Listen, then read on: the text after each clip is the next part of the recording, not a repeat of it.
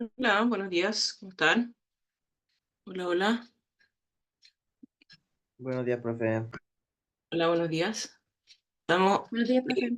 ala, estamos accediendo ahora a la actividad, así que eh, vamos a dar un par de minutitos antes de comenzar para que se puedan unir todos y todas. Así que empezamos en 2 minutitos. Hola, hola.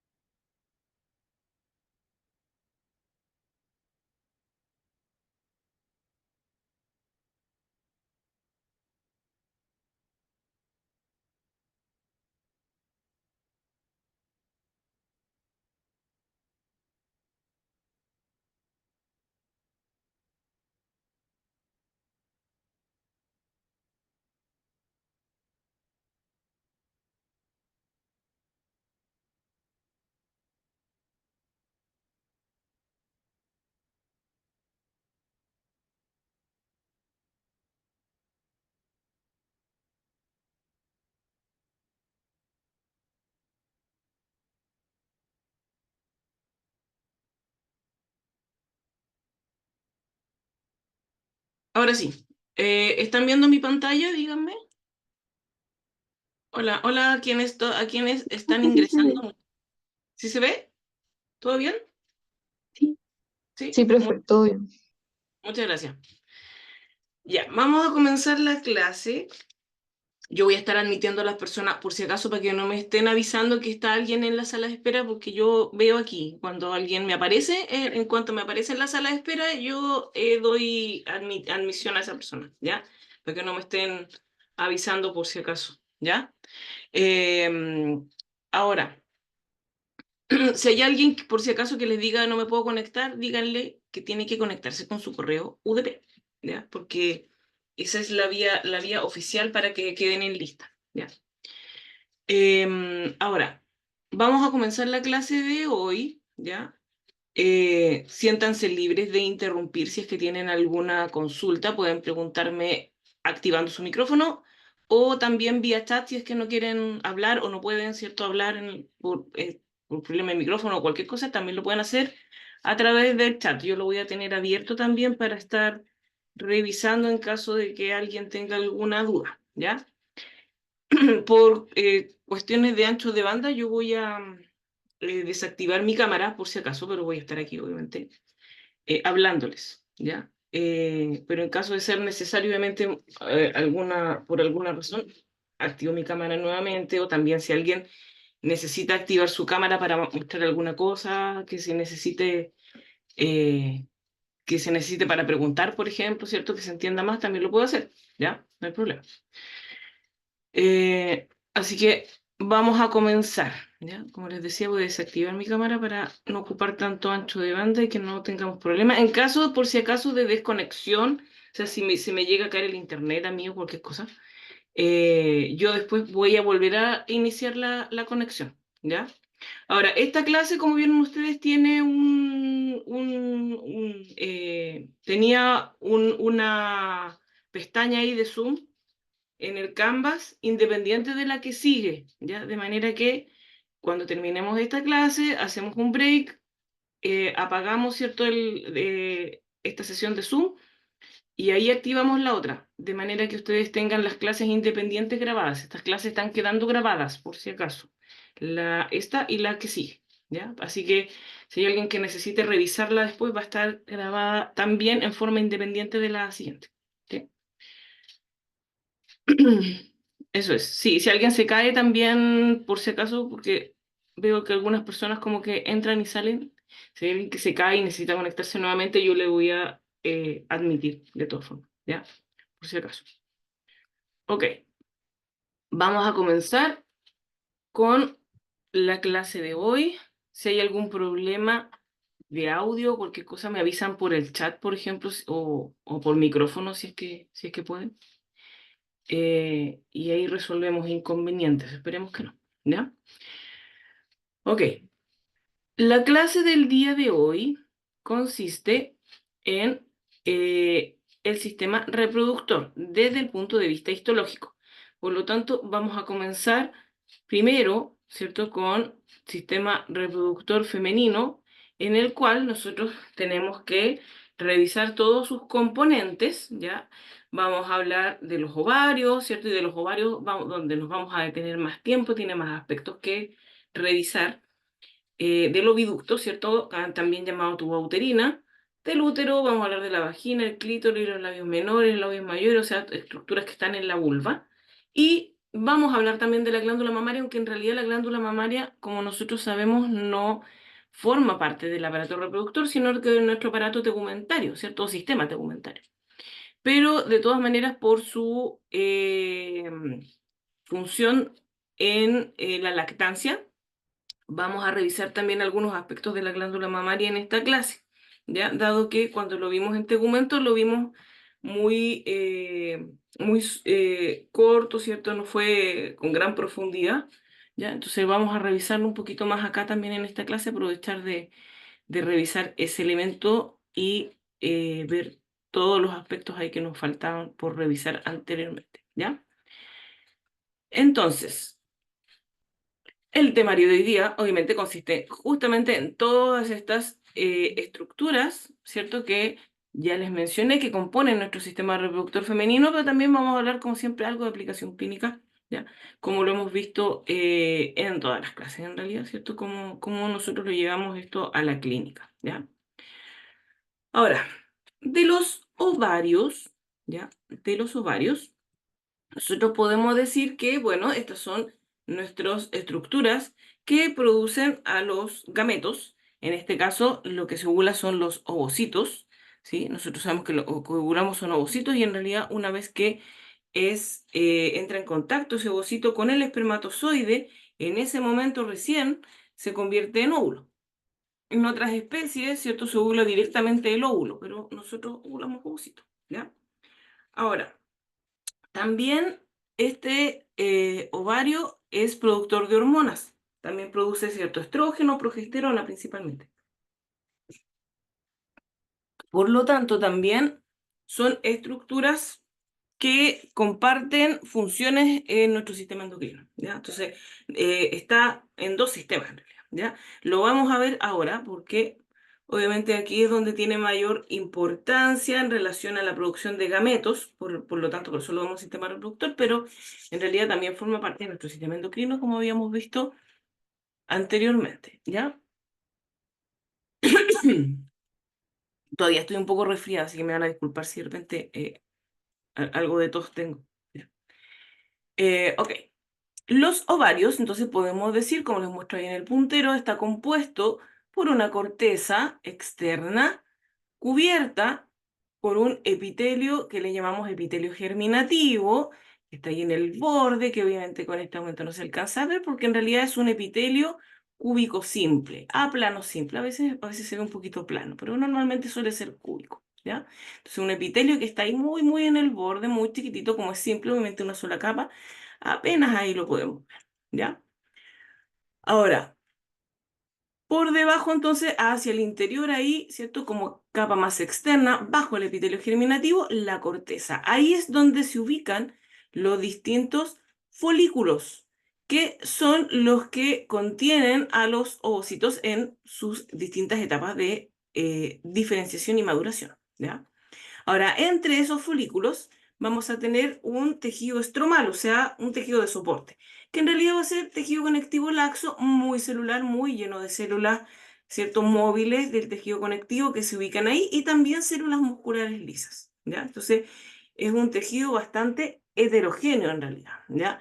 Y en la cual se observan ahí en la corteza estas grandes estructuras y otras más chiquititas que son los folículos, ¿ya? Entonces, cuando nosotros veamos aquí, ¿cierto? Esas grandes estructuras con estas cavidades ahí que se observan, que se tiñen más clarito, eso donde estoy apuntando ahí, ¿cierto? Eso significa que ahí están viendo ustedes folículos, ¿cierto? De los más maduros, de los, en realidad, secundarios o terciarios, ¿ya? Que los que también llamados de Graf. Entonces, nosotros sabemos que donde están estos folículos, estos grandes folículos, es la corteza, ¿ya? La corteza del ovario. Ahora, en la corteza del ovario no hay nervios, ¿ok? Sí hay vasos sanguíneos porque algunas estructuras de los folículos, sobre todo de los más maduros ya, tienen pequeños vasos sanguíneos, ¿ya? Pero donde mayormente encontramos nosotros vasos sanguíneos y sí donde hay nervios es en la médula, ¿ya? Por lo tanto, cuando nosotros ovulamos y sale un ovocito de acá desde los folículos que están ahí en la corteza y se rompe un poquito ahí nuestro ovario, no nos debería doler o no deberíamos sentir dolor porque ese sector no está inervado, ya no tiene ni terminales del dolor, pero sí en la médula hay terminales nerviosos, ¿ok? O sea, por lo tanto, si nosotros sufrimos algún problema en el ovario, obviamente igual puede doler, ¿ya? Y puede molestar, pero no en la misma ovulación, ¿ya? La ovulación en sí, ¿cierto? No debería tener dolor. Si hay dolor durante la ovulación, significa que hay algo ahí que está pasando que no corresponde a un proceso normal, ¿ya? Correspondería a un proceso patológico. Pero sí, obviamente, nos puede doler, ¿cierto? El ovario si es que tenemos algún daño en él. Y eso, ¿cierto? Por eso ahí en la médula es un sector donde básicamente encontramos algo de tejido conectivo, pero mayormente vasos sanguíneos y nervios, ¿ya? Entonces, donde más vamos a encontrar ahí vasos sanguíneos, ¿ya? Y ahí de hecho se nota el hilio, está mostrado ahí donde está el hilio, que va entrando todas estas estructuras, entrando y saliendo. Ahora, los folículos, como bien dice acá, son de distinto tipo, ¿ya? ¿Por qué? Porque hay unos que son menos maduros, que contienen ovocitos en menos diferenciados, hasta donde estamos previo ahí a la ovulación, que serían los folículos terciarios o de Graf. Por lo tanto, nosotros tenemos que ver, ¿cierto? Distintos tipos de folículos como se muestra en este esquema, ¿ya? En sus distintos estados de maduración, pero también nosotros podríamos observar algún folículo roto que recién justo ovuló o un cuerpo hemorrágico, ¿cierto? Es cuando nosotros ahí, ese sector ahí se llenó de sangre, ¿cierto? El espacio que antes estaba en el folículo, luego de ser ovulado el ovocito, entonces se nos llenó ahí de sangre, se produjo una pequeña hemorragia. Luego ese cuerpo hemorrágico, cuando ya absorbe esa sangre que tiene ahí en el interior, se va a transformar en un cuerpo lúteo, ¿ok? Que es sumamente importante para la producción hormonal. Y luego, cuando ya el cuerpo lúteo no funciona, ya deja de tener su etapa normal de vida, se transforma en una cicatriz que nos queda en el ovario que se llama cuerpo albicans. ¿Ok? Entonces nosotros podemos tener distintos tipos de folículos, pero también podemos tener cuerpos albicans, cuerpos lúteos, cuerpos hemorrágicos. Podemos observar algunos folículos rotos, generalmente es uno solamente el que es por ciclo, por lo tanto ahí se alcanza a ver. Y vemos también ahí que existe un llamado folículo atrésico. Los folículos atrésicos son aquellos folículos que no alcanzan hasta la etapa final de maduración y sufren apoptosis. Cuando hay algún problema, por ejemplo, a nivel genético, a veces, ¿cierto?, él no alcanza a madurar totalmente y se elimina, ¿cierto?, por apoptosis y se transforma el folículo entonces en un folículo atrésico. Me preguntan por aquí, las preguntas por si acaso, si es posible tratar de que sean o sea, si son preguntas obviamente de los contenidos que estamos viendo, obviamente, ¿sí? Que sean para todos y todas, para que sí todos puedan ver la pregunta, ¿ya? De todas maneras la leo.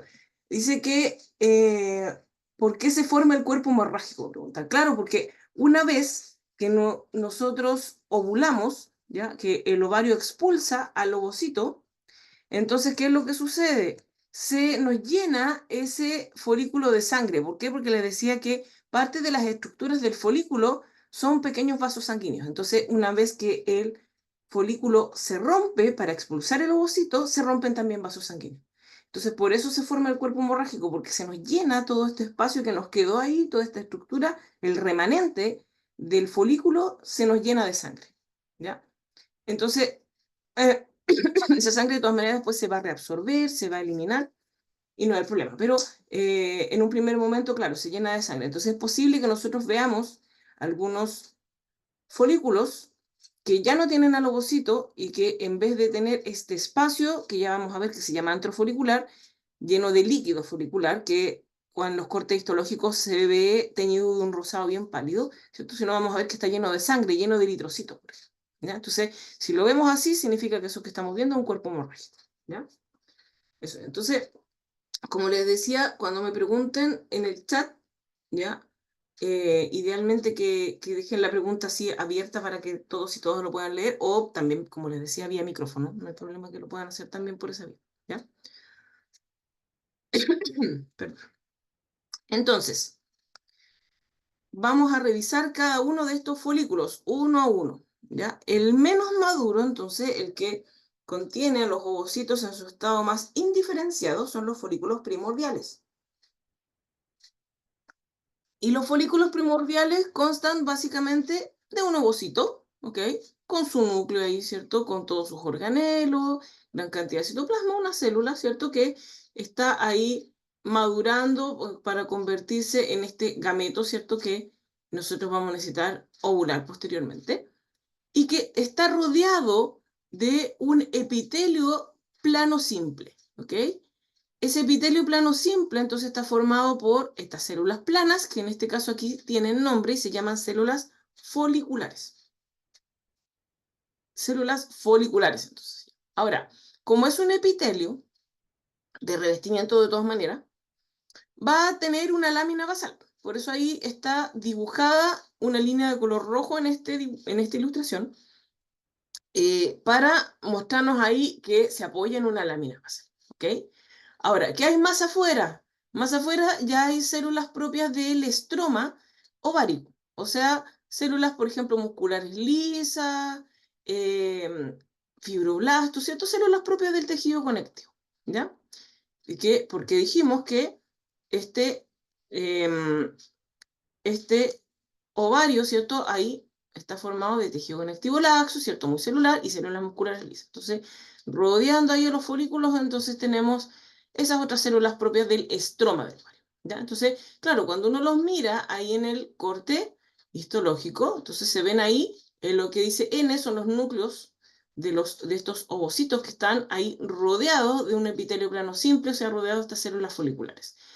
Y más allá, la lámina basal, que obviamente aquí no se alcanza a ver porque es muy delgadita y, claro, tendría que estar marcado con otro colorante para verla mejor, ¿ya? Entonces, folículo bastante sencillo el folículo primordial, no tiene más elementos, ¿ya? Ahora, una vez que ya se observan que las células foliculares se transforman en cúbicas, ¿ok? En células cúbicas, entonces este folículo ya no va a ser primordial, sino que va a ser un folículo primario, ¿ya? Un folículo primario que vamos a llamar unilaminar. Unilaminar porque tiene una sola capa de células. Por eso le vamos a llamar folículo primario unilaminar, ¿ya? Ahora, a este folículo primario unilaminar, ¿ya? También lo rodea, ¿cierto? O es parte de él, en realidad también, una lámina basal, ¿cierto? Porque también sigue siendo un epitelio, aunque ahora es cúbico simple, pero sigue siendo un epitelio, ¿ya? Más allá, las células propias del estroma del ovario nuevamente, ¿ya?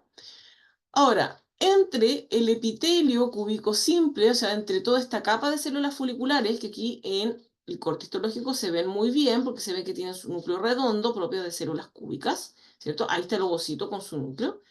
Entre este ovocito y estas células empezamos a ver una pequeña línea muy tenue, eh, muy poco notoria en esta etapa, ¿ya? Entonces aquí nosotros empezamos a ver cómo se empieza a formar la zona pelúcida. Pero aquí en realidad no le vamos a llamar zona pelúcida todavía, sino que le vamos a llamar membrana pelúcida, ¿ya? Es muy delgadita, muy chiquitita, porque recién aquí se empieza a formar, ¿ya? A veces, generalmente, a veces en estos folículos ni siquiera se observa esta membrana pelúcida. Aquí, como está con harto aumento, ¿cierto? Algo se alcanza a ver de ella, pero no del todo bien, ¿ya? Cuando recién empezamos a ver la zona pelúcida ya como tal y la observamos bien, es cuando este folículo primario se transforma en multilaminar. Ahí se observa, como ven ustedes, muy bien, o sea, en la ilustración obviamente la dibujan y se entiende muy bien que ahí está, pero en realidad en el corte histológico se ve, ¿ok? Es claramente se ve una línea rosada, ¿ya? Que es de un rosado obviamente pálido, no es muy teñida, pero se nota la diferencia, se nota que hay algo ahí entre el ovocito y estas células foliculares ahí que rodean al ovocito, ¿ya? Entonces, aquí sí ya vemos la zona pelúcida, por lo tanto, cuando nosotros ya podemos observar la zona pelúcida, es cuando tenemos el folículo primario multilaminar, o sea que es un folículo que tiene múltiples células foliculares que acá ya cambian de nombre. Acá, cuando ya es más de una capa de células foliculares, ya no se llaman células foliculares, sino que se llaman células de la granulosa.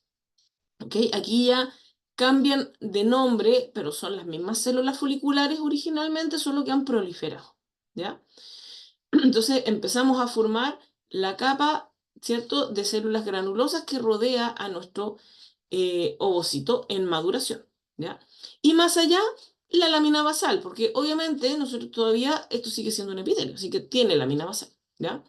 Entonces, claro, se pueden observar ahí en el dibujo la lámina basal y la zona pelúcida. Entonces, ojo porque la zona pelúcida está entre el ovocito y las células de la granulosa, ¿ya? Ahora, es en esta etapa cuando nosotros también observamos que las células del estroma del ovario que rodean directamente a este folículo también empiezan a organizarse y se empieza a formar la llamada teca folicular. Entonces, acá vemos que estas células ya empiezan a rodear a nuestro folículo, se empiezan a ver más planas, empezamos a ver que incluso se pueden empezar a observar algunos vasos sanguíneos pequeñitos ahí, ¿cierto? Entonces, aquí ya hay una teca que está recién en formación, ¿ya? Después vamos a tener dos estructuras llamadas tecas o dos partes o dos capas de la teca, ¿ya? Pero en este momento solo hay una porque recién se está formando, ¿ya? Es lo mismo que vimos ahí de la zona pelúcida. La zona pelúcida en realidad, ¿cierto? Antes, pese a que está presente, o sea, pero recién se está empezando a formar, entonces apenas la notamos, ¿ya? Aquí sería membrana pelúcida y aquí entonces no observamos la zona pelúcida, sino que la membrana. Acá ya sí observamos la zona pelúcida, en esta etapa sí. Ahora, en esta etapa, perdón, en esta etapa el folículo primario que se llama multilaminar, así nosotros lo conocemos desde el punto de vista histológico, ¿ya? En esta etapa nosotros lo llamamos así, ¿ya? Pero también es posible que en algunos textos, sobre todo textos de fisiología, vean que este tipo de folículo es llamado folículo secundario o folículo primario avanzado, ¿ya? El anterior, que era el unilaminar, también es llamado simplemente folículo primario. A veces solamente se lo conoce así, ¿ya? Y este sería folículo primario avanzado, ¿ya? O folículo primario multilaminar. Los histólogos preferimos folículo primario multilaminar porque así nos damos cuenta que tiene muchas más capas, no solo una, como el unilaminar que tenía una sola capa. Entonces el nombre nos guía un poco, ¿cierto? Para saber cómo diferenciar, ¿ya? Pero también es posible que ustedes lo vean este como folículo secundario en otros textos o otras especialidades, ¿cierto? Que lo llamen así, ¿ya? Entonces, por si acaso es el mismo, solo que con otro nombre, ¿ya? Ahora, al folículo que nosotros, los histólogos, le llamamos folículo secundario, en fisiología, en muchos textos de fisiología y en algunas otras especialidades, le llaman preantral, ¿ya? Entonces, al folículo que nosotros le llamamos propiamente folículo secundario, también es llamado preantral, ¿ya? ¿Por qué le llaman preantral en esta etapa? Porque acá, claro, nuestro ovocito sigue madurando, ¿cierto? Sigue ahí diferenciándose, se observa la zona pelúcida, pero entre las células de la granulosa nosotros observamos un antro, ¿ya? O sea, un espacio que comienza a formarse entre estas células de la granulosa. ¿Por qué se forma este espacio? Porque toda esta estructura del folículo empieza a llenarse de líquido, que es el líquido folicular. Y el líquido folicular entonces al ir formándose empieza a quedarse en un lugar, ¿cierto? Empieza a juntarse y empieza a formar este espacio que es el antro, ¿ya? Ahora, después está la lámina basal, ¿cierto? Y más allá, miren, la teca, ¿cierto? La teca que habíamos visto que en la etapa anterior, ¿cierto? En el folículo primario multilaminar había comenzado a formarse. Entonces, claro, acá la teca se observa, ¿cierto? Toda esta estructura que rodea ahí el folículo, ¿ya? O que rodea en realidad las células de la granulosa del folículo, y que observamos que tiene dos capas. ¿Por qué? Porque la capa que está más cercana a las células de la granulosa, que es parte, entonces esta teca es parte ahora del folículo, ¿ok? La teca es parte del folículo, tiene un grupo de células que entre ellas se ubican pequeños vasos sanguíneos. ¿Se acuerdan que les dije que el folículo tenía vasos sanguíneos? Ahí es donde están ubicados, en la teca interna, ¿ya? Y en la teca externa se encuentran células que son más bien propias del estroma ovárico, o sea, células que son células musculares lisas, ¿cierto? Células, los fibroblastos, todo eso que estaba ahí externamente, ¿ya? Entonces nosotros observamos ahí, ¿cierto? Que se empieza a observar, ¿cierto? Esta capa que es de tejido conectivo, que en realidad, ¿cierto? Es la continuidad del estroma del ovario, básicamente, ¿ya? Mientras que en la teca interna, ¿cierto? Nosotros lo que vemos es esta capa de células que tienen vasos sanguíneos entre ellas, ¿ya?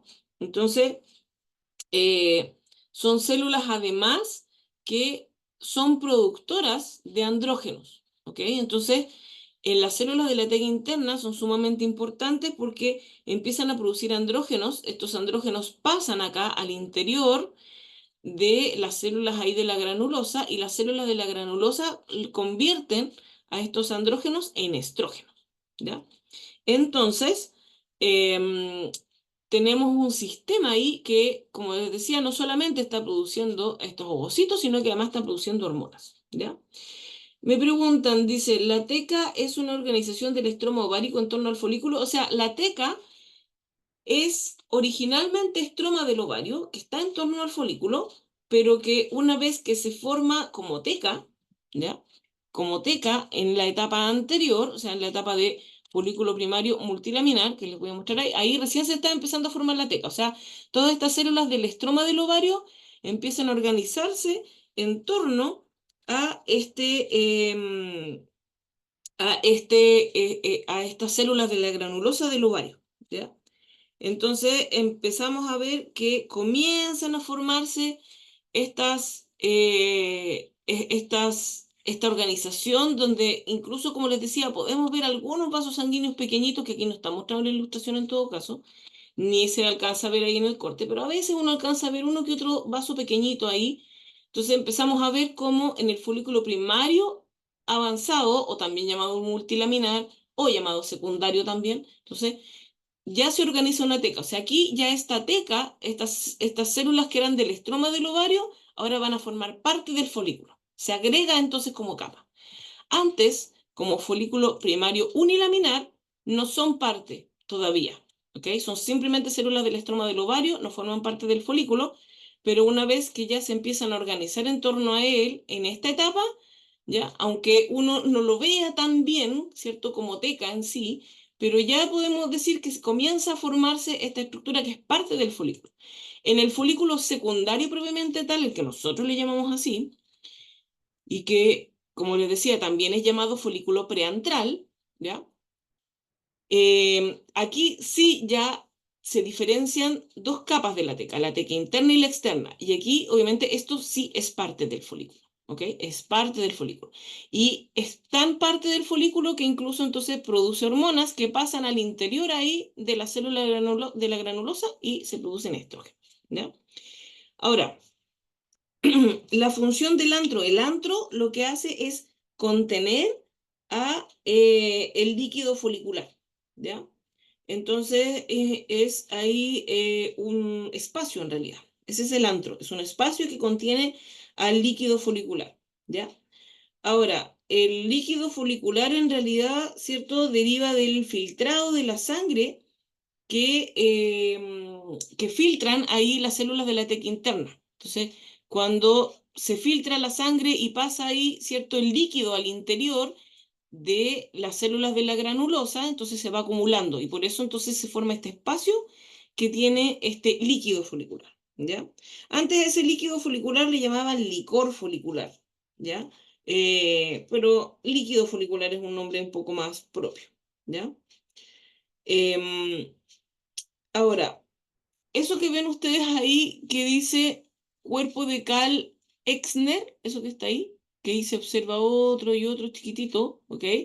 Eso cuesta verlo en realidad en el mismo corte histológico, porque es algo ya muy, muy pequeñito, porque en realidad son pequeños espacios entre las células. Todos estos pequeños espacios que nos van quedando entre una célula y otra, le llaman así, ¿ok? Pero son tan pequeñitos que en realidad nosotros no los visualizamos tan bien, por si acaso, por si alguien quiere saber ahí lo que es eso, ¿ya? Por si acaso, estos cuerpos de Cal-Ex. Ok, creo que ya he respondido las dos preguntas que habían ahí, porque me preguntan con la función del antro y si la teca es parte del folículo. Ahora, si es del estroma, o sea, claro, la teca es originalmente eh, desarrollado a partir del estroma del ovario, pero ahora, ¿cierto? Nosotros ya lo consideramos, cuando es teca, lo consideramos parte del folículo ovárico, ¿ya? Ahora, acá en la imagen, ustedes la imagen ahí lo muestran con un poquito más de aumento, muestran un poco más ahí la cercanía de las células, ¿cierto? De la teca interna con las de las células de la granulosa, la lámina basal que está entre medio, ¿cierto? Ahí los vasitos sanguíneos, la teca externa para que puedan ver un poquito mejor. Obviamente eso sí, con mucho aumento habría que verlo, ¿cierto? En el corte histológico en la realidad, ¿ya?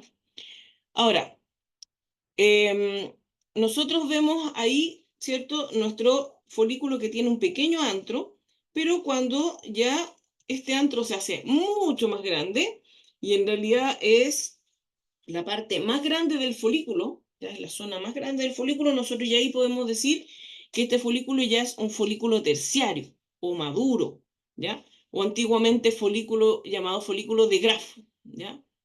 Que también es conocido, ¿cierto? Sobre todo en fisiología, le llaman folículo preovulatorio, ¿ya? Preovulatorio eso, ¿ya? Entonces, es el folículo que contiene al ovocito, que es el que va a ser ovulado, o sea, ahí ya es el estado máximo de la maduración antes de ser ovulado, ¿ya? Ahí antes de que se rompa, ¿ya? Ahora, nosotros tenemos ahí nuevamente la teca interna y la teca externa, ¿cierto? Como parte del folículo ahora, también, como habíamos dicho. luego la lámina basal, ¿sí? Luego las células de la granulosa, ¿sí? Y el antro lleno de este líquido folicular. Ahora, el ovocito va quedando aislado, ¿ok? Y rodeado de estas células de la granulosa, pero ahora estas células de la granulosa van a ser las que acompañan directamente al ovocito cuando este ovocito es ovulado.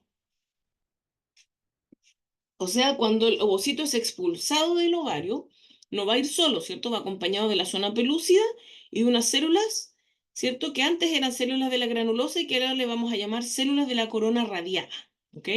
Corona radiada o corona radiante. Entonces, eso es lo que vemos ahí, ¿ya? Pero se encuentra unido todavía, porque está, ahora todavía está dentro del folículo, todavía no es ovulado, entonces está unido todavía por un grupo de células de la granulosa que lo anclan, ¿cierto?, a este resto de células de la granulosa del folículo. Eso se llama cúmulo oóforo, ¿ya? Entonces aquí nosotros observamos el cúmulo oóforo que une a este ovocito con su corona radiada, ¿cierto?, a toda esta estructura del folículo, ¿ya? Entonces también observamos ahí nosotros cúmulo oóforo o cúmulo ovóforo, ¿ya? Lo podemos llamar de las dos formas, ¿ya? Ahí tenemos ya finalmente nuestro folículo maduro, ¿ya? Entonces acá ustedes observan, este es un pequeño resumen que aparece en uno de los textos que consulto, en este particular es de la cuarta edición, ¿ya? Del Kinselbaum, que contiene ahí todos estos elementos que hemos dicho, ¿cierto? Como a modo de resumen, y que tiene ahí los nombres para que no nos confundamos. Entonces, ojo, folículo primario o unilaminar también, folículo llamado primario unilaminar, que tiene una sola capa de células foliculares. Cuando ya estas células foliculares aumentan en número, proliferan, ya nosotros no le vamos a llamar células foliculares, sino que le vamos a llamar células de la granulosa. Y aquí a este folículo primario multilaminar también le llaman folículo secundario, ¿sí? Ahora, al que nosotros le llamábamos secundario propiamente, por eso se repiten ahí los nombres, ¿ya? Por eso además quise usar esta imagen, porque encuentro que se ilustra muy bien eso, que aparentemente una repetición de nombres, pero si nosotros le llamamos primario multilaminar a le podemos llamar secundario a sin problema, ¿ya? Este es el que también le llaman preantral, ¿ya? O vesicular, ese es un nombre un poquito menos usado, ¿ya? Pero también por éxito. Y acá tenemos a nuestro folículo terciario propiamente, o folículo de Graf, o preovulatorio, o también llamado propiamente antral, no preantral, sino que antral, porque es el que tiene este antro bastante grande ahora, ¿ya?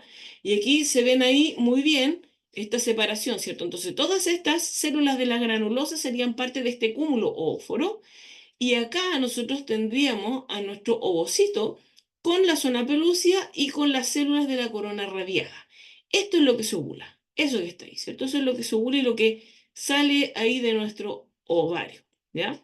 Entonces, cuando va a ser ovulado el ovocito, nosotros, ¿qué es lo que observamos? Observamos este llamado estigma, o sea, observamos que hay una zona del ovario que, claro, como el ovario está rodeado, ¿cierto? No solamente de un epitelio superficial, que es un epitelio cúbico simple, sino que también está rodeado de tejido conectivo que se llama túnica albuginea, ¿cierto? Se observa de esta coloración más bien blanca, ¿ok? Se observa así, un poco más blanquecino, ¿ya? Y como se observa de este color, nosotros podemos observar muy bien la zona que se empieza a adelgazar y que es de donde va a salir el ovocito, de donde va a ser ovulado, ¿ya? Entonces, ¿qué es lo que sucede aquí? Aquí hay unas proteasas que son producidas por fibroblastos, ¿ya? Que estos fibroblastos lo producen cuando hay un pic de hormona luteinizante, ¿ya? Y que degradan el colágeno de la túnica albuginea y de la teca externa, porque acuérdense que en la teca externa había tejido conectivo que era originalmente cierto propio, o sea, formaba parte del estroma, del ovario, ¿ya? Entonces, todo esto se tiene que degradar para que el ovocito pueda ser expulsado. Entonces, se observa una parte que se empieza a adelgazar, ¿ya? Y luego entonces puede salir el ovocito, ¿ya? Entonces la membrana basal se rompe, los vasos de la teca interna entonces también se rompen y la sangre ingresa ahí al antro y se forma nuestro cuerpo hemorrágico, como les había contado, ¿ya? Entonces, ¿cómo se observa esto en la realidad? Ya, esto recién en el año 2008 se pudo observar de manera de casualidad, en realidad, como han sido muchos descubrimientos en realidad que se han hecho, porque estaban haciendo una cirugía laparoscópica en una paciente y casualmente se encontraron con un ovario que estaba expulsando al ovocito en ese mismo momento, ¿ya? Entonces, claro, esto había sido observado en animales, en distintas especies, pero no en humanos, en realidad, ¿ya? Entonces, esto fue, ¿cierto?, de casualidad y claro, como era una videolaparoscopía, quedó grabado ese instante, ¿cierto? Se sacaron muy buenas imágenes y se observa ahí, este es el ovario, ¿cierto? Ahí está el folículo ovario, por eso dice la F, entonces todo eso es el ovario, ¿ya? Está visto con harto aumento y de hecho se ve la pinza para que tengan una idea más o menos del tamaño. Y ahí está el estigma del ovario, ¿ya? Y eso que está siendo expulsado ahí es el ovocito con estas células de la corona radiada que lo rodean, su zona pelúcida, todo eso, ahí va el ovocito, ahí adentro, ¿ya? Y eso es lo que es expulsado finalmente, ¿ya? Entonces, se rompe nuestro folículo ovárico y ahí, ¿cierto?, va nuestro ovocito y esto fue fotografiado, ¿cierto? Como les decía recién, en el año 2008 se pudo ver cómo se producía esto en humanos, ¿ya? Y fue de casualidad en realidad. Em, Me acabo de dar cuenta que hay algo que no había mencionado. Voy a retroceder un poquitito, porque cuando les hablé del ovario y sus distintas capas, ¿cierto? Entonces, habíamos visto que ahí, en el borde, ¿cierto? Rodeando a la corteza del ovario, lo que en la imagen acá no alcanza a verse, ¿cierto? Entonces, rodeando ahí un epitelio germinativo, ¿cierto? Y como les había dicho, una túnica albugínea con tejido conectivo denso irregular. Ahora, el epitelio germinativo, en realidad, le llaman así porque dijimos que es un epitelio cúbico simple, ¿ya? No tiene nada más, pero originalmente se pensaba que los ovocitos surgían de ahí, de ese epitelio, y que luego maduraban hacia el interior ahí de la corteza. Por eso le pusieron epitelio germinativo. Pero ojo que no es un epitelio que produzca células germinales, ¿cierto? Sino que es un epitelio cúbico simple nada más, ¿ya? Los ovocitos obviamente se producen al interior de la corteza del ovario, ¿ya? Eso es. Ok, entonces ahora, luego de la ovulación, ¿qué nos queda? Nos queda un cuerpo hemorrágico, ¿cierto? Entonces nos queda un folículo ovárico que ya no va a tener al ovocito porque ha sido expulsado, ¿cierto? Entonces nos queda un folículo ovárico con su antro vacío, pero que se llena de sangre. Entonces el cuerpo hemorrágico. Una vez que nuestro cuerpo hemorrágico, ¿cierto?, empieza a absorber la sangre ahí, se queda una cavidad, una cavidad que es vacía, ¿ok? Y que tiene muchas células ahí, remanentes de la célula de la granulosa, de la teca interna, ¿cierto? De la teca externa, tiene todos esos remanentes del folículo sin a nuestro ovocito con su corona radiada y zona pelúcida, ¿ya? Pero en la etapa siguiente, cuando ya la sangre ha sido absorbida casi por completo, empieza a secretar progesterona. Entonces, poco a poco, ¿cierto? Nosotros pasamos de tener cierto estrógeno a tener progesterona. Me voy a adelantar un poquitito para mostrarles algo y ya voy a, voy a volver. Ahí, en la, ahí, ahí tenemos entonces, claro que hay estímulos, ¿cierto? De la FSH, de la LH, que hacen que nosotros estemos en distintas fases del ciclo ovárico. Entonces, esto es lo que les quería mostrar. Claro, pasamos de tener un pic de estrógeno, ¿cierto? Que inducen a justamente que se produzca la ovulación y luego ya esto va a bajar su nivel y comienza entonces a producirse la progesterona. Entonces, la progesterona comienza a producirse en esta fase que llamamos fase lútea del ciclo ovárico, que es cuando nosotros tenemos al cuerpo lúteo, ¿ya? Entonces, cuando nosotros tenemos el cuerpo lúteo, ahí, ¿ok? Que anatómicamente se ve así, ¿ok? Y se ve amarillo, ¿ok? Se fijan que ahí todavía hay restos de sangre, ¿ok? Porque esto antes era un cuerpo hemorrágico, o sea, obviamente estaba lleno de sangre el interior, todavía quedan algunos remanentes de sangre, queda esta gran cavidad, pero que se empieza a llenar de colágeno, empieza a verse blanca también ahí, porque luego se va a convertir esta estructura en un cuerpo albicans, que se ve ahí, esas manchitas blancas son cuerpos albicans, o sea, antiguos folículos que ya fueron ovulados sus ovocitos, ¿ya? Pero cuando es como en esta etapa como cuerpo lúteo, se ve más amarillo, ¿ya? Es en esta etapa entonces llamado cuerpo lúteo o cuerpo amarillo, justamente por la coloración que se ve anatómicamente en el corte del ovario, cuando se produce la progesterona, ¿ya? Entonces, esta estructura, entonces, en los remanentes de este folículo de Graf, ¿cierto? La célula granulosa y la de la interna principalmente secretan progesterona, ¿ya? Ahora, ¿cómo se ve el cuerpo albicans en un corte histológico? Se va a ver más bien como una mancha rosada, ¿cierto? Llena de colágeno, ¿ya? Si lo tiñéramos con hematoxilina o sina, entonces, claro, se ve rosadito, pero si lo teñimos de otro colorante, ¿cierto? Por ejemplo, un colorante rojo para marcar colágeno, se vería rojo. Azul para marcar colágeno se vería azul y así, dependiendo del colorante. Pero normalmente, entonces, como nosotros vemos cortes teñidos por hematoxilina o sina, lo vemos como rosado, ¿cierto? Como estas manchitas rosadas. Ahora, es básicamente una cicatriz, en realidad, ¿cierto? Cicatrices que nos quedan ahí en el ovario, ¿ya? Ahora, los folículos atrésicos, como se ve aquí, miren, ahí se ve un ovocito con su zona pelúcida, ¿cierto? Y no se alcanzan a ver bien las células foliculares ni de la teca ni nada, porque en realidad aquí este ya sufrió apoptosis, ¿cierto? Y está degenerando esta estructura. Entonces, eso es un folículo atrésico. Son todos estos folículos que sufren apoptosis, ¿ya? Estos son los folículos atrésicos. También se pueden observar en los cortes histológicos de ovario. Cuando ustedes vean, entonces, no solamente van a ver los folículos con ovocitos madurando, ¿cierto? En sus distintos estadios, sino que también se ven estas otras figuras, ¿ya? Estas otras figuras que corresponden a ya sea remanentes de estos folículos una vez que han sido ovulados o folículos que no alcanzaron todas las etapas. Recuerden que cuando se producen los ovocitos se reclutan muchos folículos y ovocitos al mismo tiempo, pero finalmente en los humanos solo ovulamos un ovocito, ¿cierto? Por ciclo, ¿ya? Habitualmente, a veces podrían ser más de uno, pero generalmente solo uno, ¿ya? Ahora ahí tienen el meso del ovario, ¿cierto? Donde está el hilio, la corteza, donde se ven estos grandes folículos, ¿cierto? Si se ve anatómicamente, ¿ya?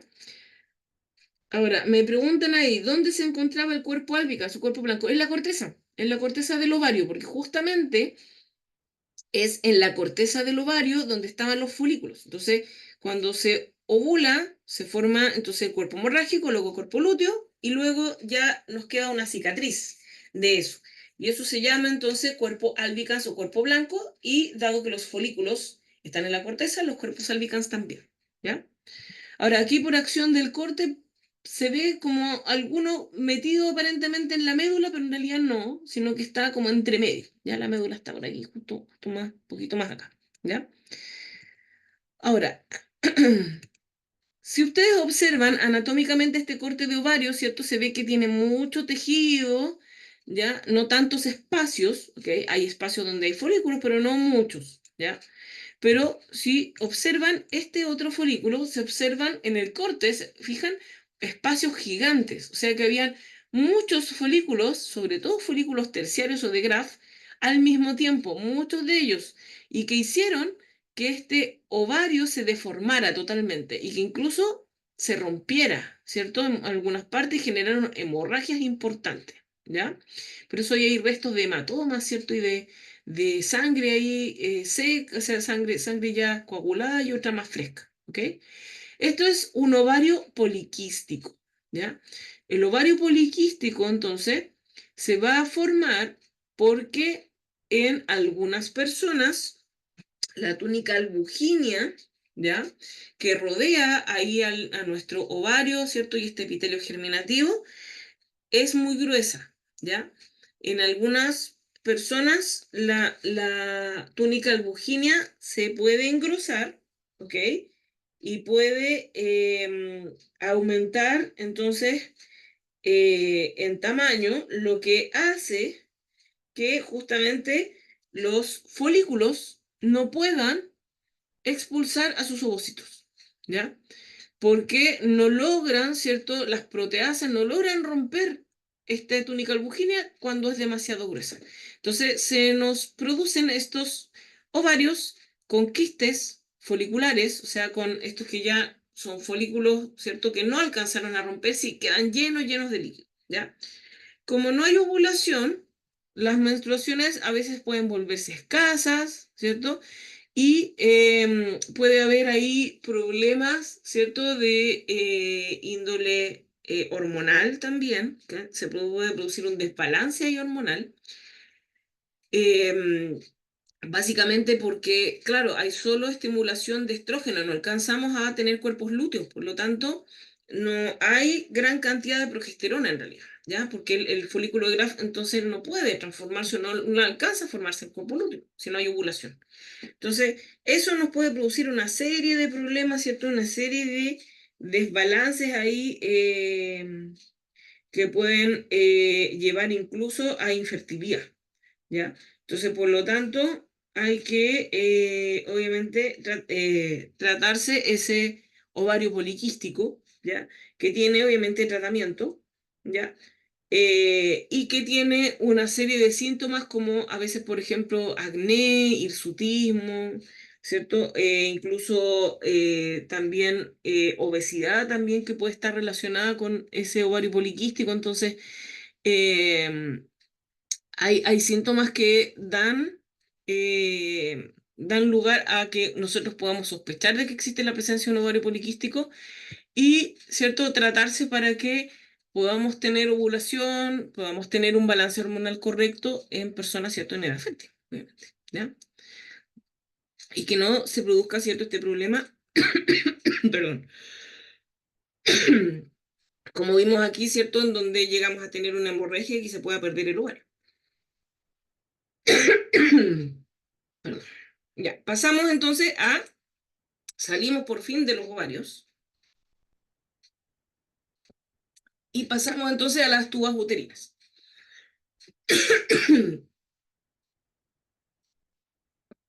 Perdón. Ahora, ustedes saben, ¿cierto?, por las clases que tuvieron de anatomía, que las tubas uterinas están divididas en su porción infundibular, la porción ampular, ¿cierto?, el istmo y la porción intramural, ¿ya? Es por lo tanto, perdón, una estructura tubular bastante larga, pero que si la vemos desde el punto de vista histológico, en realidad va a tener capas, ¿cierto? Va a tener 3 capas y un espacio interior. Ahora, ese espacio interno tiene un epitelio que está bastante plegado, ¿ya? Entonces no es una estructura tubular como hemos visto en otros lugares en donde tenemos un gran lumen, como lo que tienen, por ejemplo, acá los vasos sanguíneos que vemos ahí que te acompañan externamente, ¿cierto? Entonces que tienen un lumen, tienen un espacio interno bastante grande por donde pueden pasar cosas. Aquí, ¿cierto? Es mucho más estrecho, mucho más pequeño, ¿cierto? El lugar. Por lo tanto, claro, podríamos tener espermatozoides, por ejemplo, acuérdense que la fecundación ocurre en la tuboterina, entonces podríamos tener espermatozoides que están por aquí, mientras que el ovocito está pasando por acá. ¿Cierto? Que no logren encontrarse, por ejemplo, ¿ya? Porque es una zona, ¿cierto? Bastante estrecha. ¿Ok? Ahora, como bien decíamos, entonces hay capas, ¿ya? Histológicamente nosotros no vamos a distinguir las porciones, ¿ya? Porque en realidad en todas las porciones de la tubuterina son las mismas capas, ¿ya? La zona más interna es la mucosa, que es donde está este epitelio de revestimiento cilíndrico ciliado, y como se pueden ver muy bien aquí, las flechas ahí apuntan a esos cilios, ¿ya? Entonces cilíndrico ciliado, una capa muscular con músculo liso, con una capa circular interna y una longitudinal externa, y una serosa, o sea, reflejo del peritoneo, básicamente, ¿ok? Serosa, recuerden ustedes, tejido conectivo laxo y un epitelio plano simple. La capa muscular que dijimos con una circular interna y longitudinal externa, o sea, similar al sistema digestivo, músculo liso, netamente, y la mucosa que tiene este epitelio cilíndrico ciliado, también obviamente comprende una lámina propia. Acuérdense que todas las mucosas están compuestas por un epitelio de revestimiento y una lámina propia, que en este caso es nada más que tejido conectivo laxo, ¿ya?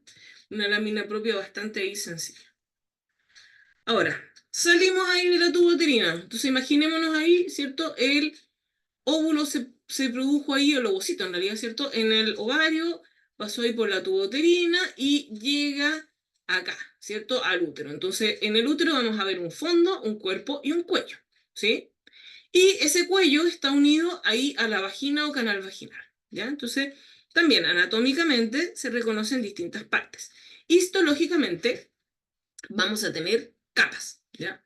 ¿Cuáles son las capas del útero? Vamos a tener una capa interna, que es el endometrio. Vamos a tener una capa media, que es el miometrio. Y vamos a tener una capa más externa que llamamos perimetrio, ¿ya? Entonces, en la capa media, que es la más grande, que es el miometrio, ¿qué es lo que vamos a encontrar? Vamos a encontrar tres capas de tejido muscular liso. Una capa longitudinal externa, una circular media y una longitudinal interna. ¿Se fijan? Similar a lo que veíamos nosotros, por ejemplo, en vejiga, o lo que veíamos nosotros en el tercio distal del uréter, ¿sí? Muy, muy similar entonces la disposición de las capas. Ahora, como ven ustedes en el corte histológico, ¿cierto? Porque aquí en el dibujo, en el diagrama, se observa bien las capas, ¿cierto? La orientación, cómo van en la realidad, ¿cierto? Estos hacen longitudinales, pero si ustedes se fijan, claro, dice circular, pero en realidad hay unos que en realidad no son tan circulares, ¿cierto? Como aquí en el diagrama, sino que en realidad tienden a ser oblicuos. O sea, en realidad de las capas de las células musculares lisas del miometrio están un poquito desordenadas, no son tan ordenaditas como en la vejiga o en el uréter. ¿Ya? Teóricamente sí, pero en la realidad cuando uno lo ve en el corte histológico, en realidad observa grupos de fibras musculares lisas que van aparentemente en distintas direcciones, ¿ya? Porque no se observa un orden tan prolijo, ¿ya? ¿Y eso por qué? Porque el útero constantemente está expandiéndose, ¿cierto? Y contrayéndose, ¿ya? Se relaja, se contrae, ¿cierto? Para expulsar en cada ciclo, ¿cierto? La sangre y los restos de endometrio. Y cuando hay embarazo, ¿cierto? Para expulsar al feto, cuando ocurre el parto. Por lo tanto, es un tejido que está en continuo cambio, ¿ya? Entonces, por eso las capas no son tan ordenadas como en la vejiga y en el uréter, en donde es más continuo, ¿cierto? Si tiene orina, si no tiene orina y nada más. Aquí, ¿cierto? Los cambios a veces pueden ser bastante grandes, ¿cierto? Sobre todo cuando hay embarazo. Y eso hace justamente que el miometrio tenga estas capas que son un poquito más desordenadas. Entonces, en teoría sí tienen un orden, ¿ok? Que es este orden, ¿ya? Pero en realidad no es tan ordenadito, ¿ya? Ahora, el miometrio, entonces, además de tener células musculares lisas, está atravesado por vasos sanguíneos, ¿cierto? Que en el caso de la parte arterial, porque obviamente tiene arterias y venas, ¿ya? Pero la parte arterial son ramas correspondientes a las ramas de la arteria uterina, ¿ya? Ahora, la arteria uterina entonces va a ramificarse y va a llegar al endometrio. Y en el endometrio, entonces, ¿qué es lo que va a suceder? Estas células empiezan las células de estos vasos sanguíneos van a ir proliferando, van a ir, entonces, a medida que el endometrio se va también engrosando en cada ciclo, el endometrio entonces va a contener cada vez más vasos sanguíneos provenientes de esta misma arteria. Entonces, hay arterias provenientes de esta arteria uterina que tienen esta forma espiral, así que se transforman en arterias espirales que tienen entonces diversas ramas más pequeñitas y finalmente que llegan a capilares, obviamente, ¿ya? Como todos los vasos sanguíneos, ¿cierto? Arteriales, primero son arterias medianas, pequeñas, arteriolas, luego capilares, ¿sí? Y que van a estar en todo ahí el endometrio. Entonces el endometrio va a estar invadido ahí de vasos sanguíneos. Ahora, ¿qué otra cosa vemos? Acá en este diagrama, en este dibujo, se observa que en el endometrio no solamente entonces hay vasos sanguíneos que vienen ya desde el miometrio, ¿cierto? Desde ahí vienen ingresando, sino que también hay glándulas, ¿ok? Glándulas que se llaman endometriales o también llamadas glándulas uterinas, ¿ya? Porque estas solamente están en el endometrio, por eso le llamamos también endometriales, no están en el miometrio, solo en el endometrio, ¿ya? Ahora, lo otro que se observa también bien es que, bueno, externamente un epitelio de revestimiento, ¿cierto? Y que hay dos estratos o capas, ¿ya? Hay un estrato basal y uno funcional, ¿ya? Eso quiere decir que el endometrio en realidad va a tener una capa, que es la basal, que siempre va a estar presente a lo largo de todo el ciclo menstrual, ¿ya? Pero la parte funcional es la que se nos pierde en la etapa, ¿cierto? En la fase menstrual propiamente tal. Porque si ustedes ven aquí, en este dibujo que está aquí, en el que está abajito, nosotros vemos que, claro, a lo largo del ciclo ovárico, ¿cierto? Y a lo largo de que van cambiando los niveles hormonales, el endometrio va cambiando su forma también, o sea, va a tener, primero, en la primera etapa, ¿cierto? Que en la fase menstrual tal, se va a perder, ¿cierto? Parte del endometrio. Luego, obviamente, se tiene que recuperar ese endometrio perdido, fase proliferativa, luego fase secretora, donde el endometrio está totalmente recuperado y las glándulas endometriales, o también llamadas glándulas uterinas, comienzan a producir secreción, ¿cierto? Y este endometrio puede recibir al embrión. Ocurre aquí, justamente en la ventana de implantación, ¿ya? Entonces puede recibir ahí al embrión. Pero si no lo recibe, entonces, y decaen los niveles hormonales, nuevamente comienza el ciclo menstrual, la fase menstrual se pierde, parte del endometrio y así, ¿ok? Entonces vamos a tener siempre una parte del endometrio que se va a perder y otra que va a estar presente.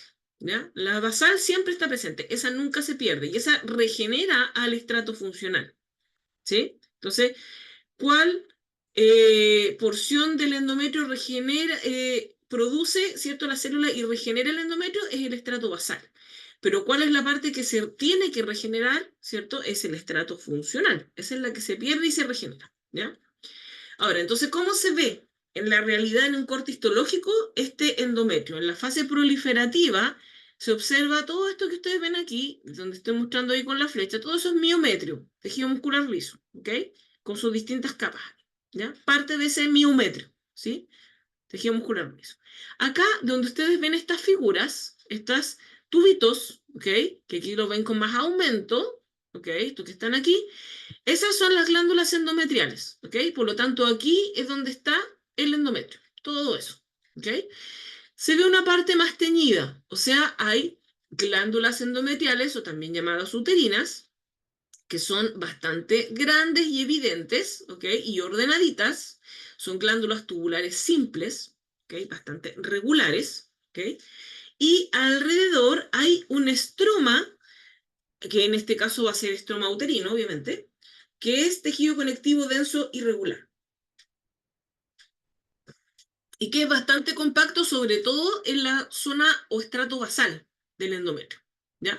En el estrato funcional es un poquito, suele ser un poco más laxo, ¿ok? Porque es la parte que se está regenerando en esta etapa proliferativa, ¿ok? Y aquí en el borde, ahí en el borde, que no se alcanza a ver, hay un epitelio cilíndrico simple, ¿ok? Ahí en el borde. ¿Sí? Que eso me faltó anotarlo, así que anótenlo ustedes también. ¿Ya? Y recordar que esta es la fase que está regulada por los estrógenos. ¿Sí? Ahora, en la fase secretora, fíjense que estas glándulas endometriales o glándulas uterinas han aumentado en número. Hay muchas más de ellas, ¿ok? Y se han vuelto irregulares, ¿ok? Tienen bordes irregulares. Y el estroma del ovario ya no es tan compacto. En la parte basal sí suele ser todavía un poquito más compacto, ¿ok? O sea, es un poco todavía más denso y irregular, pero en la parte funcional sobre todo, ¿ok? Se ha vuelto mucho más laxo porque hay edema. O sea, eso quiere decir que hay líquido entre las células, ¿ya? Hay como una especie de acumulación ahí de líquido, ¿ya? Eso es el edema, ¿ya? Fase que es regulada por la progesterona. Y aquí se alcanza a ver mejor, que aquí está con un poquito más de aumento justo en la porción más superficial, que el epitelio de revestimiento superficial justamente es un epitelio cilíndrico simple, ¿ya? Que se observa ahí en el borde, ¿sí? Ahora, aquí ven ustedes los cambios del endometrio en las distintas fases. Entonces, ahí está señalado dónde está el miometrio en todas las imágenes. Y acá la parte más azul, de aquí hacia allá, ¿cierto? De la parte profunda hasta la superficie, todo eso es endometrio, ¿ya? En las tres imágenes lo mismo, ¿ok? Pero hay una línea ahí. Esa línea está marcando dónde está el estrato basal, ¿ya? Para que lo veamos bien. Ustedes se fijan el estrato basal entre la etapa proliferativa y la secretora. La imagen entonces de la izquierda es en etapa proliferativa, la del medio es en etapa secretora. Se fijan que el estrato basal en realidad no ha cambiado mucho, ¿cierto? El espesor es más o menos el mismo. El que más cambia es el estrato entonces funcional, que crece prácticamente el doble, un poco más incluso, de tamaño, de grosor, ¿ok? Y acá en la imagen de la derecha nosotros vemos cómo se conserva parte, ¿cierto?, de nuestro estrato basal, y lo que se pierde es el estrato funcional. Se desgarra, ¿cierto?, ese endometrio, se pierde, y como hay vasos sanguíneos, ¿cierto?, de estas arterias espirales provenientes de la arteria uterina, y capilares, ¿cierto?, distintos vasos más chiquititos, se rompen entonces estos vasos también y hay sangre, por eso esas manchas rosadas, ¿ya? Manchas ahí de sangre con eritrocitos ahí. Entonces, muy ahí rico en sangre, por eso, ¿cierto? Cuando está la fase menstrual propiamente tal del ciclo menstrual, se expulsa tanta sangre, ¿cierto? Junto con el endometrio, ¿cierto? Con con el estrato funcional, ¿ya? Eso es lo que se rompe, ¿ya? Entonces, vemos útero en las tres imágenes. Vemos útero. Lo único que no se alcanza a ver es la serosa, que es el perimetrio, ¿ok? Porque como es grueso, entonces en la imagen, en ninguna de las imágenes alcanza a salir, pero en realidad la serosa, el perimetrio, ¿ya? Es reflejo del peritoneo, o sea, tejido conectivo laxo con un epitelio de revestimiento plano simple que se llama mesotelio, ¿ya? Igual a las otras serosas que hemos visto en otros órganos. Profe, Dígame.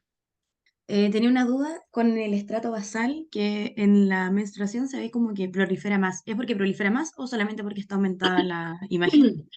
Sí, a mi parecer, claro, en la imagen yo esta línea lo hubiera colocado un poquito más abajo. Esto es más o menos para que uno vea más o menos hacia dónde está, ¿ok? Porque Ya. en realidad no tenemos como una clara distinción en dónde termina un estrato y dónde empieza el otro. Si nosotros Ujú. nos fijamos, no hay como una porción en donde uno diga, miren, justo hasta aquí. O sea, es un poco difuso ese límite, ¿ya? Súper. O sea, es un límite así como puesto al ojo, en realidad, ¿ya? Entonces, yo lo hubiera puesto tal vez un poquito más abajo, pero claro, pareciera aquí como que el estrato basal fuera un poquito más grande. Ahora, claro, justamente en la etapa proliferativa, que es la primera, el endometrio prolifera. O sea, eso quiere decir que del estrato basal prolifera todo el resto del endometrio que se vuelve a regenerar. Por lo tanto, también obviamente el estrato basal puede crecer un poquito más, ¿ya? Eh, y además me da la impresión a mí, por lo que se alcanza a ver en la imagen, que la foto de la derecha tiene un poquito más de aumento. Me da la impresión que tuviera un poco más de aumento, porque se observan mejor las estructuras también del miometrio. Entonces, es como un efecto entre que la línea la colocaron un poco más allá del límite real y que está con un poquito más de aumento. Más que nada por eso, ¿ya? Pero debería ser, ¿cierto? Más o menos siempre igual, si estamos hablando también de úteros de la misma persona. O sea, obviamente aquí cada imagen es de un útero diferente, ¿ya? Sacaron de úteros distintos, ¿ya?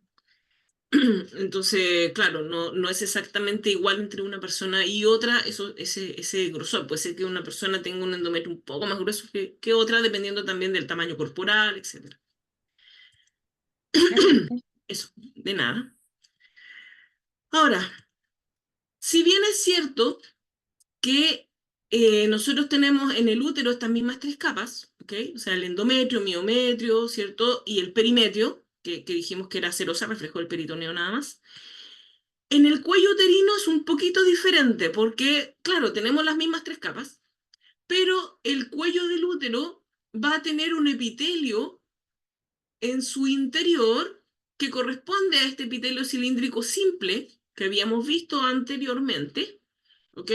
Pero en la parte externa del cuello uterino, ¿cierto? Que es la que limita con la vagina, el epitelio cambia y es un epitelio plano estratificado no queratinizado, ¿ya? Por lo tanto, vamos a tener un cambio ahí en el cuello uterino, ¿ya? Y esto es importante clínicamente porque es en esta zona justamente donde se da este tipo de cáncer, que es el cáncer del cuello uterino, que generalmente está asociado a la presencia del virus papiloma humano, ¿ya? también a otros factores, pero generalmente el virus papiloma humano es el mayor causante de cánceres del cuello uterino. Entonces, es súper importante que nosotros sepamos cómo poder ver histológicamente a este cuello uterino, ¿cierto? Reconocer sus distintos tejidos, ver este cambio, que hay una zona de transición justamente, que aquí en el dibujo, ¿cierto? Y la ilustración lo colocaron aquí, entre donde termina la parte interna y empieza la externa, pero que a veces puede estar un poquito más hacia el interior o un poquito más hacia el exterior, ¿cierto? Varía en realidad en una persona y otra, y por lo tanto es en esta zona donde nosotros deberíamos recoger células para hacer el examen de Papa Nicolau, ¿cierto? Y poder observar antes de que llegue a un cáncer de cuello uterino. Entonces nosotros necesitamos saber cómo es este tejido normal para que podamos reconocer cuando hay algún cambio histológico, ¿cierto? Hay un cambio en este tejido que puede hacernos pensar en que se está produciendo un cambio neoplásico, ¿cierto? O sea, un cambio ahí en esas células que pueden derivar a un cáncer, ¿ya? Cáncer de cuello uterino. Entonces, para que esto no suceda, entonces tenemos que nosotros conocer ahí cómo es nuestro cuello uterino, que como les decía, hay un poquito diferente. En esta zona, además, si ustedes observan, hay una gran presencia de estas glándulas uterinas o glándulas endometriales, que son glándulas que son ramificadas, ¿ok? Estas glándulas uterinas que habíamos visto, que en el caso del endometrio del útero, como vimos aquí, ¿cierto? Son glándulas tubulares simples, ¿sí? Son simples. Luego en la etapa secretora se vuelven más irregulares, pero siguen siendo tubulares simples. Pero en el cuello uterino no. En el cuello uterino no son simples, son ramificadas. ¿Ya? Entonces, un poquito diferente. Son grandes productoras de mucus ahí. Entonces, es una zona que está siempre siendo muy bien lubricada. ¿Ya? Ahora, gran presencia de tejido conectivo también en la lámina propia ahí de ese endometrio, ¿cierto? De este cuello uterino. ¿Ya? Ahora, es en esta zona también donde a veces se observan estas figuras quísticas, que son llamados quistes de Nabot, que se consideran normales, ¿cierto? En esta etapa, que nada más que son pequeños quistes de tejido que no revisten mayor importancia clínica por el momento, ¿ya? Si es que estamos hablando obviamente de tejido normal, eh, pero es esta zona entonces la que nos tiene que preocupar, ¿ya? Entonces, claro, existe gran prevalencia del cáncer de cuello uterino, ¿ya? Sobre todo entonces por el virus papiloma humano. Entonces, hace unos años ya se vacuna contra el virus papiloma humano justamente para evitar que esto suceda, ¿ya? Que llegue a producirse este cáncer de cuello uterino. Entonces, como les decía, eh, hay unas vacunas que justamente están estas vacunas hechas para dar inmunidad o ayudarnos a tener inmunidad contra ciertas cepas de virus papiloma humano, porque hay muchos tipos de virus papiloma humano. ¿Ya? Hay algunos que se llaman de bajo riesgo, o sea que en realidad no están asociados a cáncer, ¿ok? Sino que a eh, tumores más bien benignos, y hay otros que están asociados a generar neoplasia, generar cáncer, que pueden incluso, como dice ahí, generar metástasis, ¿ok? Entonces, para evitar que esto suceda, ¿qué es lo que se hace? Se hace esto, ¿cierto? Que es el papiloma, el Papa Nicolau, perdón, ¿ya? El Papa Nicolau lo que se hace entonces es extraer células del cuello uterino, en la cual se observan, y aquí están viendo un Papa Nicolau normal, como se ve normalmente, y aquí ustedes están viendo cómo a medida de que el virus papiloma humano aquí empieza a afectar a nuestro epitelio fundamentalmente, nosotros vemos cómo se transforman las células y cómo aparecen células que ya no se ven normales, ¿ok? Que sus núcleos cambian, ¿cierto? Se vuelven núcleos más aberrantes, incluso bien picnóticos, bien oscuros, ¿cierto? A veces células con más de un núcleo, el citoplasma, ¿cierto? Ya no se tiñe de la misma coloración que cuando son normales, entonces hay un cambio. Ahora, ese cambio que uno puede observar en el examen de Papa Nicolau, que es nada más que un examen celular de un extendido celular, ¿ok? Cuando nosotros extraemos algunas células y las extendemos en un portaobjeto, también se pueden ver estos cambios, ¿cierto? Pues cuando hacemos biopsias. Por lo tanto, si uno hace un Papa Nicolau, si hay una sospecha de que puede estar produciéndose un cáncer de cuello uterino o que se va a producir, ¿ok? Que está en etapa, aquí vemos las distintas etapas preliminares antes de que se produzca el cáncer en sí. Entonces podemos hacer una biopsia y ver en realidad cómo está el epitelio, ¿ya? Y cómo está, si ha afectado más allá, si ha afectado el tejido conectivo, si ha llegado a la capa muscular, ¿cierto? Cuánto es lo que se ha afectado de ese cuello uterino y poder tomar las medidas necesarias para que no progrese esto a un cáncer idealmente, ¿ya? Entonces, por eso también, además de la vacuna del virus papiloma humano, ¿cierto? Está este programa de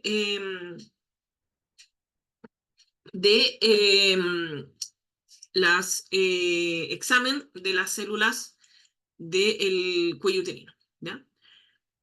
Ya. Y antes que terminemos, entonces pasamos ahora a los genitales externos. Entonces, vamos a observar primero ahí, ¿cierto? El canal vaginal en realidad que une a todas estas estructuras internas con el medio externo, que también tiene tres capas, bastante simple en realidad, ¿cierto? Mucosa, muscular y adventicia, ¿ya? Entonces, por lo tanto, aquí ya no hay un mesotelio, ¿cierto? Solamente hay tejido conectivo, que en este caso ya no va a ser laxo, como otras adventicias, sino que es más bien denso, con muchos vasos sanguíneos y nervios, con una mucosa con un epitelio plano estratificado no queratinizado, bien grueso, ¿ok? Entonces, similar al de el exocervix, o sea, a la porción del cuello uterino externa, ¿cierto? Exocervix, endocervix, ¿cierto? El que tenía el epitelio cilíndrico simple, ¿ya?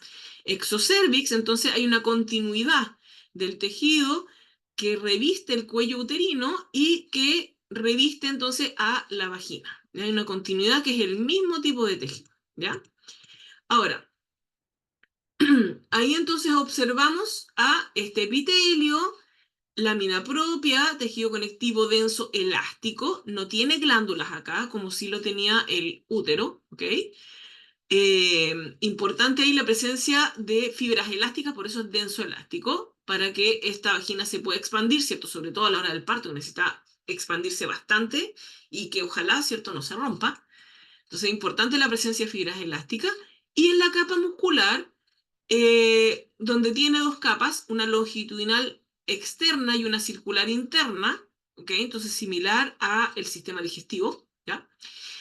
Va a tener músculo liso en casi toda su extensión, excepto entonces en el tercio distal. En el tercio distal cambia a músculo estriado, o sea, músculo que nosotros podemos controlar y que ayuda entonces sobre todo el momento de el parto también, ¿ya? Ahora, en el caso de los genitales externos, entonces ahora ya llegamos afuera, ¿cierto? Vamos a tener en la zona de la vulva los labios mayores, que es básicamente piel, ¿ya? Con la piel nosotros recordamos que tiene una epidermis y una dermis, ¿cierto? Y que tiene internamente entonces también una hipodermis, ¿cierto? Que ya no es parte de la piel propiamente tal, pero que se asocia, ¿cierto? A la piel, donde hay tejido adiposo y aquí además hay una capa delgada de músculo liso. Hay glándulas sebáceas, glándulas sudoríparas, folículos pilosos. La imagen, de hecho, que están viendo ahí corresponde a un corte histológico de los labios mayores. ¿Ya? La imagen histológica que ven. Ahora, los labios menores también es piel, pero sin tejido adiposo, o sea, no hay hipodermis, sin folículos pilosos, ¿ya? Y tejido conectivo laxo con fibras elásticas, ¿ya? Con glándulas sebáceas, eso sí, ¿ya? No sudoríparas, solo sebáceas, ¿ya? Nervios, vasos sanguíneos, entonces muy similar a la piel, pero un poco más delgado ese tejido, ¿ya? Una capa mucho más delgada de piel, una capa entonces un poco más humectada en este caso, ¿cierto? Por la presencia sobre todo de las glándulas sebáceas ahí que hay en el útero, ¿ya? Ahora, en esta zona, en la zona de la vulva, también encontramos al clítoris, que en realidad es un tejido que se dice que es homólogo al pene, que ya lo vamos a ver ahora en la clase que sigue. Entonces, que es básicamente tejido eréctil, ¿ya? O sea, va a tener vasos sanguíneos que se pueden dilatar muchísimo y eso hace entonces que este tejido pueda ser eréctil, ¿ya? Tiene muchos nervios sensoriales también en esa zona y hay un epitelio plano estratificado no queratinizado, o sea que no es piel, sino que es un epitelio que, ¿cierto? Es similar al de la epidermis, pero sin queratina, ¿ya? En esa zona, ¿ya? En la zona ahí del clítoris. Y ya vamos a ver entonces cómo es el tejido eréctil en sí, porque lo vamos a ver en la clase que sigue, ¿ya? Ahora, para terminar, antes de que hagamos el break, ¿ya? Que ya estamos un poquito pasados de tiempo, como esperamos un poco a que se eh, integraran más gente, así que vamos a pasar un poquitito, pero ya vamos a hacer el break. Como les decía al principio de la clase, vamos a hablar de las glándulas mamarias que en realidad no forman parte del sistema reproductor, sino que más bien del sistema tegumentario, pero se asocia al sistema reproductor en la lactancia. ¿Por qué? Porque en realidad son glándulas sudoríparas apocrinas, ¿ya? O sea, del tipo de glándula sudorípara apocrina, ya no quiere decir que necesariamente secreten solamente de manera apocrina, ya vamos a ver cómo secretan, pero es de ese tipo, del que se llama así, ¿ok? Pero están modificadas, ¿ok? Están modificadas, ¿por qué? Porque no producen sudor, sino que producen leche, ¿ya? Y son túbulo-alveolares, o sea, son glándulas de aspecto tubular, pero un poquito más ensanchado, ¿ya? Y que se localizan entre el tejido subcutáneo, o sea, normalmente estas glándulas están rodeadas ahí de tejido adiposo, ¿ya? Tejido adiposo que puede ser más o menos dependiendo del estado hormonal de la persona, ¿cierto? Si estamos en etapa reproductiva o no, dependiendo de también el grado de tejido adiposo que nosotros tengamos en nuestro cuerpo, entonces igual puede variar, ¿ya? Pero como glándula en sí son entre 15 a 20 lóbulos irregulares y que están separados por tejido conectivo denso irregular, ¿ya? Cada lóbulo formado por numerosos lobulillos que se llaman unidades lobulillares de conducto terminal, así se llaman los lobulillos de esta glándula mamaria, ¿ya? Y como les decía ahí, claro, rodeado de tejido adiposo, ¿ya?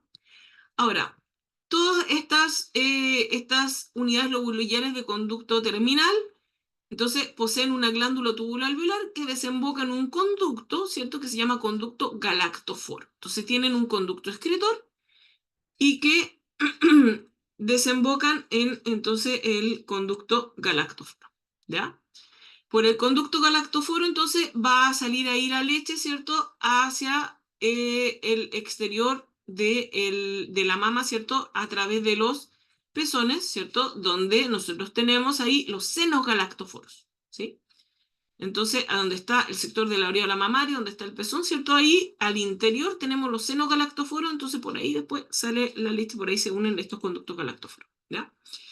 Ahora, el epitelio glandular también está rodeado por células mioepiteliales, ¿ok? O sea, hay células ahí que son entre células musculares lisas y células epiteliales, por eso se llaman mioepiteliales, que ayudan a la eyección de la leche.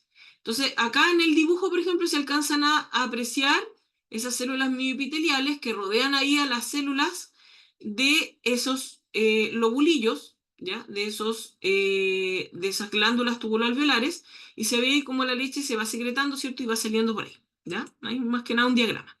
Ahora, esto para recordarles, como les decía, los tipos de secreción. En el caso de la proteína de la leche se secreta de manera merocrina, ¿ya? O sea, a través de vesículas. Pero los lípidos que contiene la leche se secretan por secreción apocrina, o sea, por ruptura parcial de las células, ¿ya? Entonces, la glándula mamaria secreta de manera merocrina y apocrina a la vez, ¿ya? Y aquí ustedes ven en esta imagen cómo se ve entonces una glándula mamaria en reposo, ¿ok? O sea, cuando no hay embarazo ni lactancia. Entonces ahí se ven las glándulas, están entonces estas glándulas en reposo rodeadas de tejido conectivo y más allá tejido adiposo, ¿ya? Ahora, aquí en esta otra imagen está la glándula mamaria, pero en el embarazo. Entonces vemos cómo empiezan a aumentar en número estas glándulas tubuloalveolares, empiezan ya a secretar algo ahí de leche, ¿cierto? Se empieza a ver este líquido rosado al interior, menos tejido conectivo entre ellas, o sea, ya, porque necesitamos más espacio para esas glándulas. Y aquí en lactancia. Entonces aquí en lactancia vemos cómo se ve ya la proteína de la leche, estas glándulas, ¿cierto? Mucho más amplias y se alcanza a ver entonces cómo están ahí secretando, ¿ya? Cómo están secretando ahí esa leche en el interior, ¿ya? Y cómo sale ahí desde el interior ahí de la glándula, ¿ya? Ok, con esto hemos terminado la clase de hoy, la clase 1 del día de hoy. ¿Hay alguna duda? ¿Hay alguna duda que pueda haber quedado? De todas maneras, yo voy a hacer ahí un foro para estas clases también, como lo hemos hecho en otras clases anteriores, por si alguien tiene una duda posteriormente, ¿ya? Esta clase, como bien decía, está quedando grabada, así que la pueden consultar en otra ocasión también, ¿ya? Ya, vamos a hacer un break. Eh, Muchas gracias. Me dicen aquí por interno que no tienen dudas. Algunas personas me dicen que no tienen dudas. Muchas gracias. Vamos a hacer un break entonces. Ahora son las 9:58. A las 10:08 comenzamos la otra clase, que es un poco más corta que esta, por si acaso. ¿Ya? Entonces, sé que esta clase me extendí un poco más, pero la clase siguiente va a ser un poquito más corta, así que no se preocupen que vamos a alcanzar bien. ¿Ya? Eso es. Nos vemos entonces en 10 minutitos más. ¿Ya? 10:08 aproximadamente. ¿Ya? Nos vemos.